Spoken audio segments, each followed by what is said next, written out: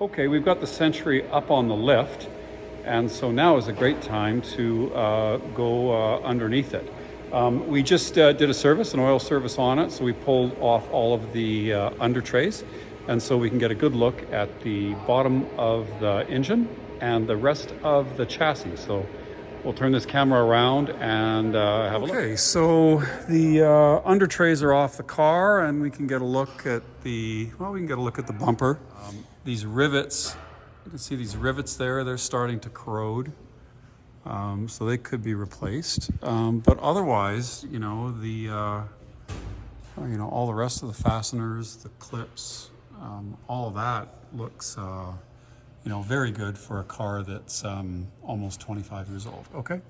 And then underneath, we can get a look at the oil pan. We can see some gasket sealant there, so it looks like somebody's been in there.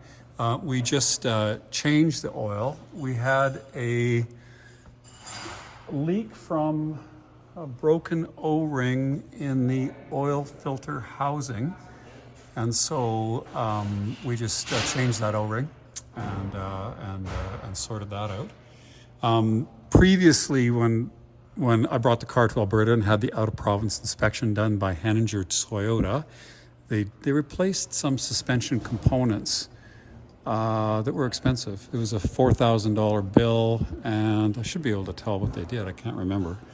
They went through the suspension and they called it for a couple of pieces, and I replaced those. And I think it was like $1,000 aside for those pieces. Anyway, looking around, we don't see any deteriorating rubber or cracked boots.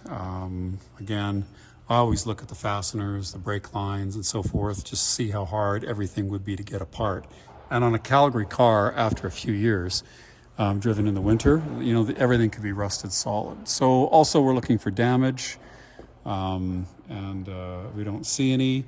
I know that the steering rack, which I think is shared with a Tacoma, which is this piece here, I know that it has a slight drip, but quantifying that in 5,000 kilometers, I've topped up the power steering reservoir once.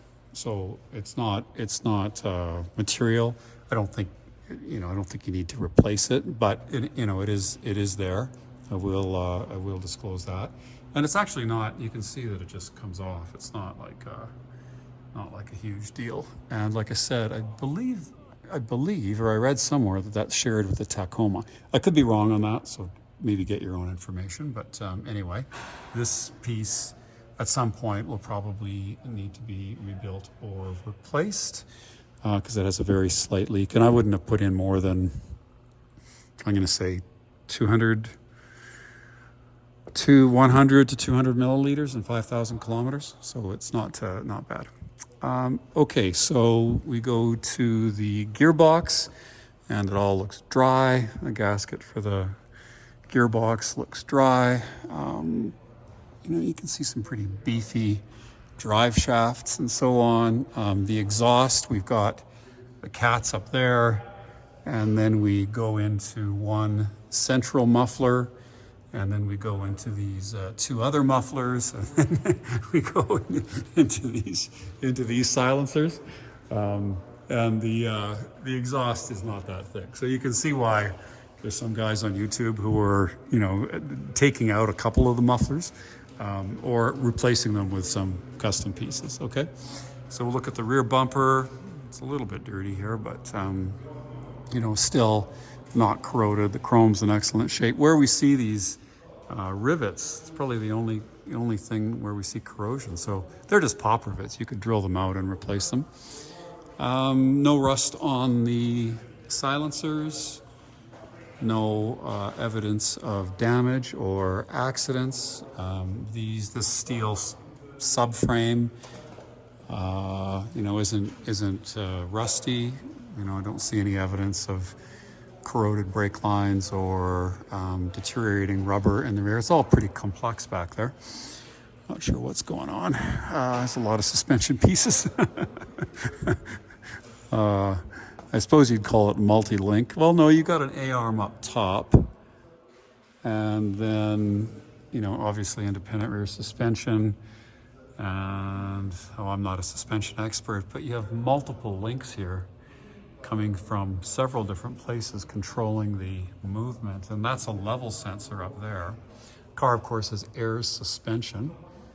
So you can see the air shock up there. This car stays perfectly level. It does not sag, even left for months at a time, okay? So when the air suspension, or any air suspended car with air struts, you know, they can sag if the, you know, if there's a leak in the system, but there's no leaks in these air bladders. So that's an important part, because, you know, any air suspended car is usually, you know, $1,000 or $2,000 a corner.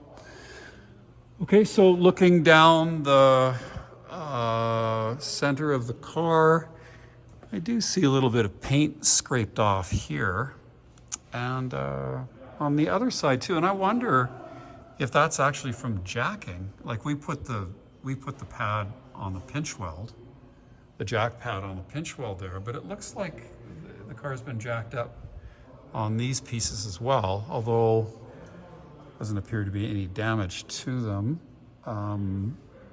But that's, to us, that's an obvious place to jack the car up, but it looks like to me that was somebody jacked it up there. But again, no damage to it. I don't think I'd jack the car up there though. Okay. So the floor pans look good.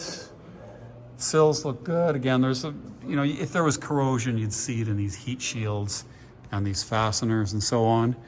And you can see a bit of other scraping. Well, maybe it wasn't jacked up there, because you can see some of the undercoating wearing off.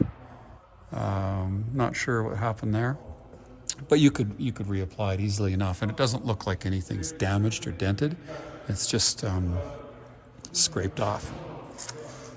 Okay, so it still has all the original pieces, original conduits, original heat shields. Again, nothing's rusted. The car's never been driven in the salt. There's no leak from the differential, no fuel leaks, no fuel smell. And it all looks pretty good for the age and mileage of the car. You know, I don't know what you would. I don't know that you'd expect anything more. It does make you want to rip out the exhaust and put something else in, though, doesn't it? Okay, so what else can I show you? We can go down. Oh, there was. It looks like it picked up a dent there in the lower sill. Not sure where that came from. We can have a look at the tires. The date code is 2016. They're Nexen. They're HR rated, 225/60/16s, and they're, you know, there's still some life in them, but you know, the car probably would benefit from new tires. There's enough tread to pass the safety. You know, the wear is even on each side, but they're older, and you know, I would replace them. I think I looked, and there was a Bridgestone tire that I think was suitable for the car. There's not too many 225/60/16s, which I think this is. Yeah, 225/60/16. So I think, but Bridgestone does make a tire, and of course that's Japanese.